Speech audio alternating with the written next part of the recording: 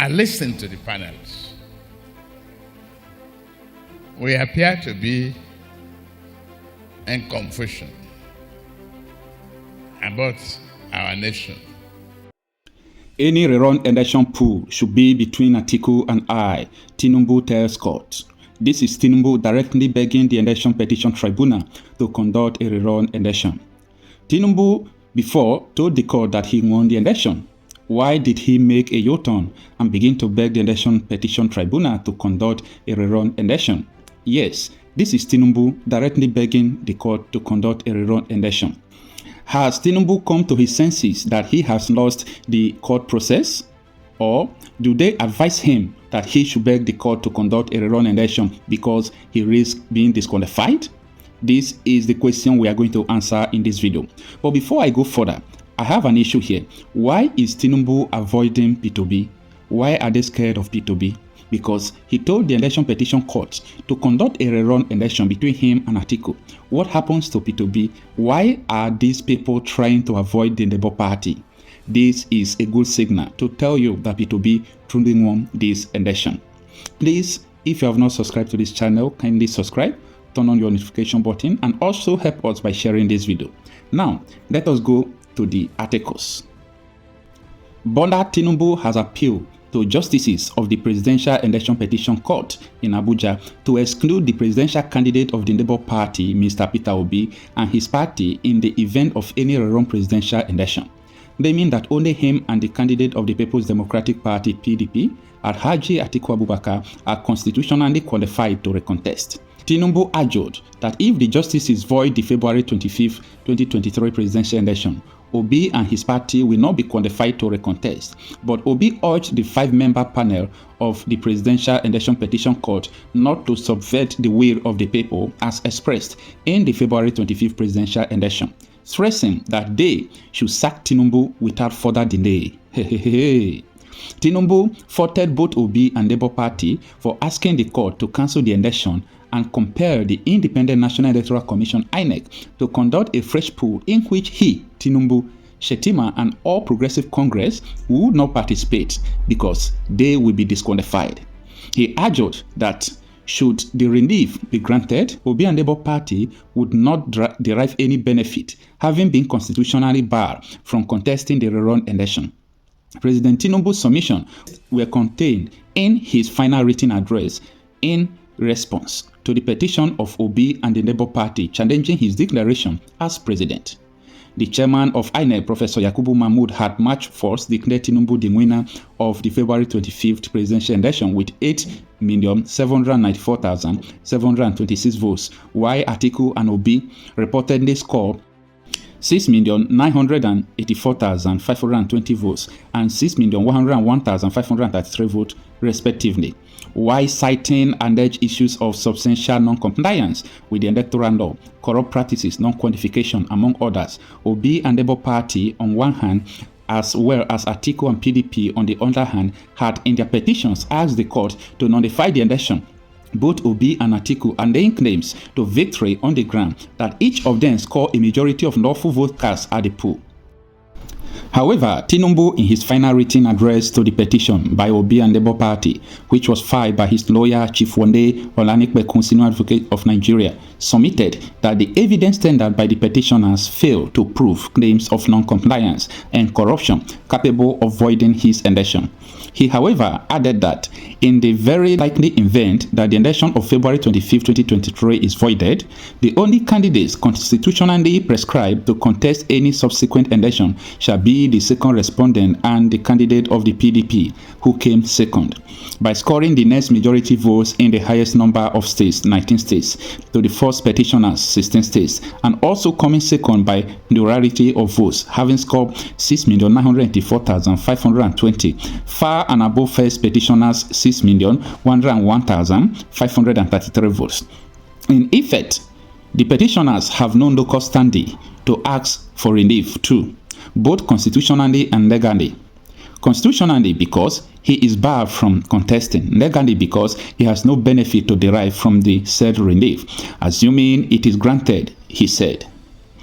Contending that the court cannot decree on order for a fresh election, outside the provision of the Constitution. Onenikbekun, who cited a plethora of authorities, said the law is settled that a party prosecuting an action would only have no cause standing where the relief claim would confer some benefits on such a party. According to him, the only candidate constitutionally prescribed to contest any subsequent election shall be the second respondent and the candidate of the People's Democratic Party (PDP), who came second by scoring the next majority votes in the highest number of states.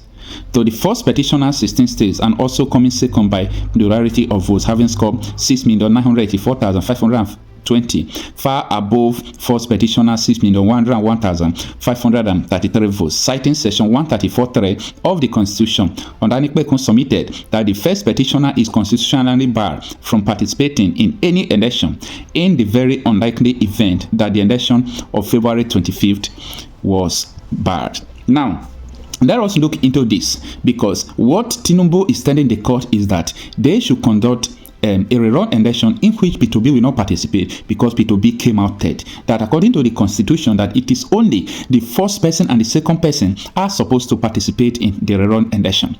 But this is what they do not understand, that P2B did not come out second, because P2B was able to prove his case that the election was rigged against him. And Tinubu forgot that almost 18,000 result sheets were blurred, which is amounting to over 3 million votes.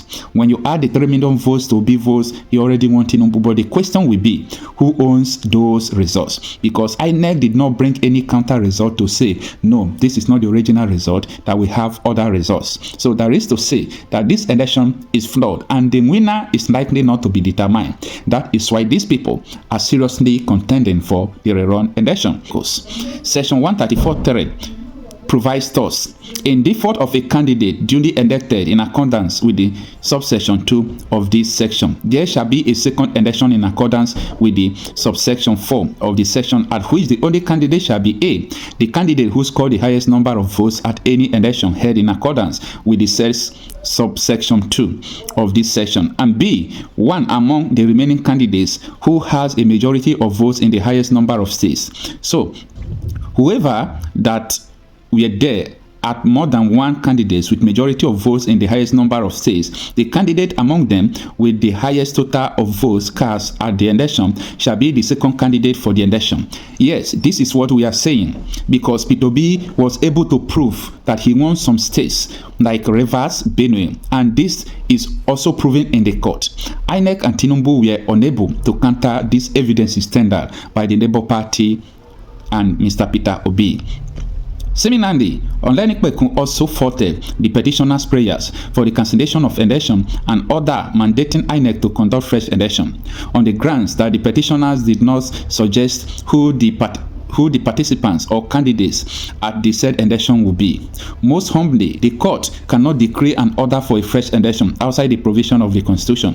He said the then Sikh drew the attention of the court to the testimony of INEC's Sunday witness, who observed that Obi's name was nowhere in the party's register exhibit ROA 118 before he became the presidential candidate. He added, in any event, the first petitioner has failed to comply with the law of the land by the first making himself a member of the second petitioner before proceeding to the purportedly contest election, and even file a petition. We again refer to the uncontradicted evidence of the respondent's Sunday witness, who observed that name of the first petitioner is nowhere located in the exhibit. Now, this article and this paragraph is referring to Tinubu's claim that P2B is not a member of the Labour Party, and P2B and his legal team has also submitted the court judgment concerning this. I'm talking about the Federal High Court and also the Court of Appeal judgment concerning this, which counters their claim, and they forgot that the judgment has taken place about this, which favors P2B. Arising from the foregoing is the fact that the petition is improperly constituted, and as such, at the end of evidence and trial, it is clear that it does not vest jurisdiction in this honorable court to entertain it, and more particularly to grant the relief sought. The essence of all this is that in the absence of the PDP and its candidate, the NNPP and its candidate, the grounds of the petition, the paragraphs making allegations against the parties, and any evidence extracted during the trial becomes incompetent and admissible in the absence of those parties. Sack Tinubu now, Obi tells court.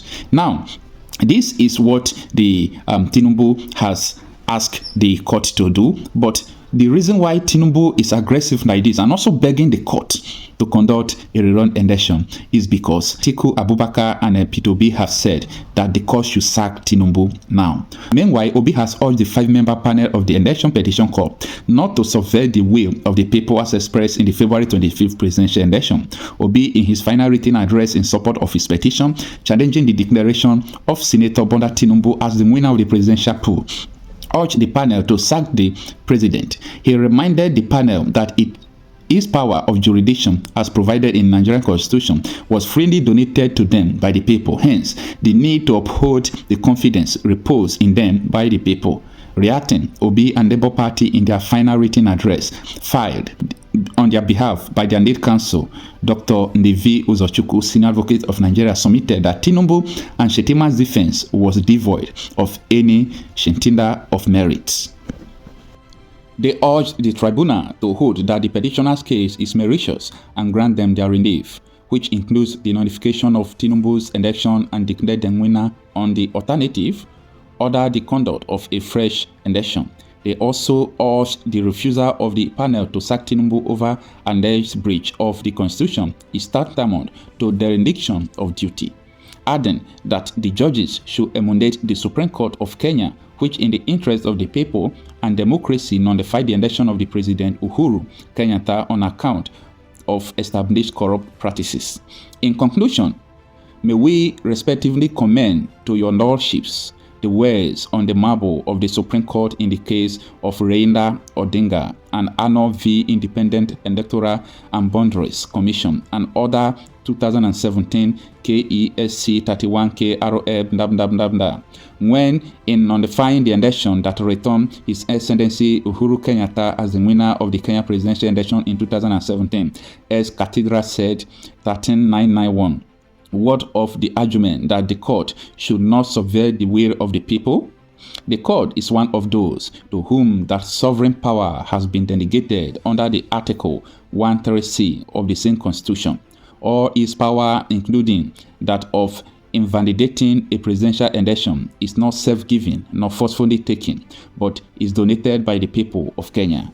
To dishonestly exercise that delegated power and to close our eyes to the Constitution violation would be a dereliction of duty, and we refuse to accept the invitation to do so. Therefore, however unbothersome, let the majesty of the Constitution reverberate across the length and breadth of our hills and mountains. Let it serenade our households from the trees. Let it sprout from our institutions of learning. Let it toll from our sanctums of prayer, and to those who hear the responsibility of leadership. Thank you for watching to the end of this video. As the case may be, we are watching closely to what is transpiring in these court proceedings. As we can see, we don't know if the court will be able to declare anybody winner of this flawed election. If you ask me, I will tell you this is not possible. Neither Atiku nor Peter Obi nor Tinubu will be declared the winner or the loser. I think a fresh election is about to be conducted. I am not a judge, I'm not a lawyer, but for everything I have seen, this is where the triangle is going. So let's watch closely. Stay connected with this channel. I will continue to bring you the daily updates. Thank you and see you on my next video.